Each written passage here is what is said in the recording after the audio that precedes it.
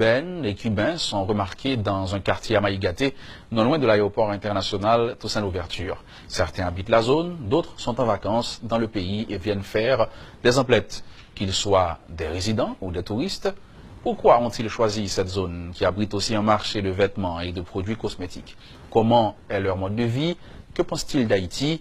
Autant de questions que notre collaboratrice Sheila Lou Joseph est allée poser à ces citoyens cubains.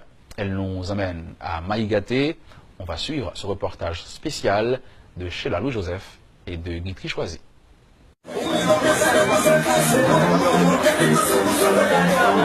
À 5 heures de l'après-midi, des refrains espagnols sur un rythme de reggaeton résonnent. Ici, le drapeau cubain, des graffitis à l'effigie de Che Guevara sautent aux yeux dans une ambiance cacophonique où la langue de Cervantes s'impose. Nous ne sommes pas à La Havane, mais dans la modeste rue Nabissan près de l'avenue Maïgaté, partiellement habitée et fréquentée par des Cubains. Résidence familiale, restaurants, boîtes de nuit, les Cubains disposent de presque tout. Depuis quelques années, ils ont élu domicile dans cette rue qui sert aussi de débouché sur Delma 33. La communauté cubaine s'agrandit tout en se créant une place au sein de la société haïtienne. Heureux et fier, Carlos vit dans ce quartier depuis 5 ans. Haïti est un pays merveilleux. J'aime être en Haïti et je resterai ici définitivement. J'ai mon travail, ma maison, une partie de ma famille est avec moi et nous nous sentons très bien dans ce quartier. Je parle un peu de créole, je peux communiquer plus ou moins avec les Haïtiens et c'est un peu comme une seconde famille. Et alors que des Haïtiens quittent le pays par milliers pour aller s'installer ailleurs en quête d'une vie meilleure, Carlos ainsi que d'autres Cubains ont choisi Haïti. L'entrepreneur, âgé d'une quarantaine d'années, a ses propres raisons. Nous sommes venus en Haïti avec pour objectif principal d'aider le peuple haïtien en matière d'éducation pour faire prospérer leur économie et contribuer au développement du pays. Nous essayons de leur apprendre les coutumes cubaines et nous ramenons les coutumes haïtiennes à Cuba afin d'approfondir la relation entre les deux peuples. C'est comme cela que l'on parvient à échanger nos expériences et nos coutumes. Et je crois que c'est très bien pour les deux pays. Entre le partage d'expériences et les échanges de cultures, ils sont nombreux les touristes cubains à circuler dans cette rue qui abrite aussi un grand marché public. Pas un jour ne passe sans les remarquer faisant des emplettes ou tout simplement rendant visite à leurs compatriotes. À chacun son expérience.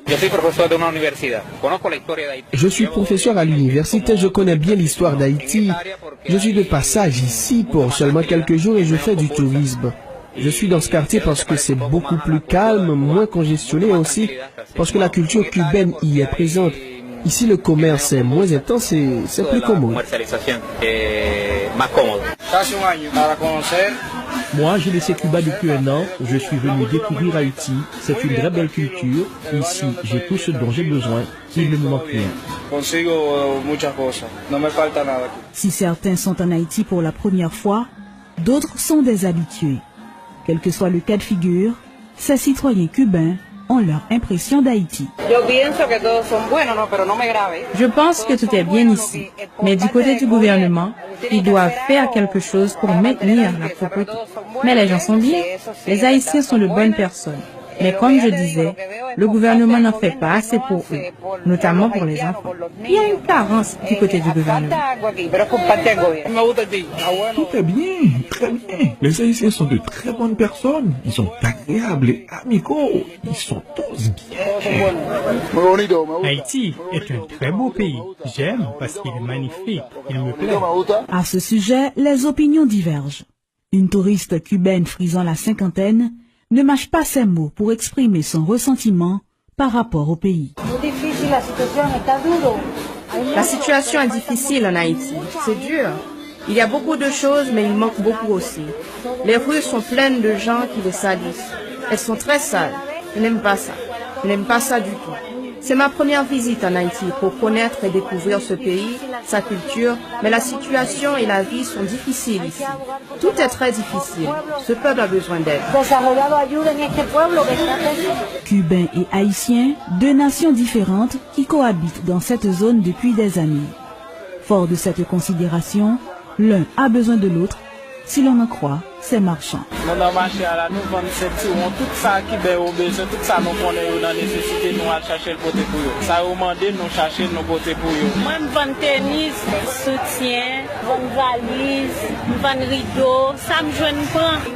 Qui est vraiment pas fait nous, ils fait nous bien. Nous pas de classe problème à Cubain. Il y a une centaine d'années, les Cubains étaient nombreux à Port-au-Prince.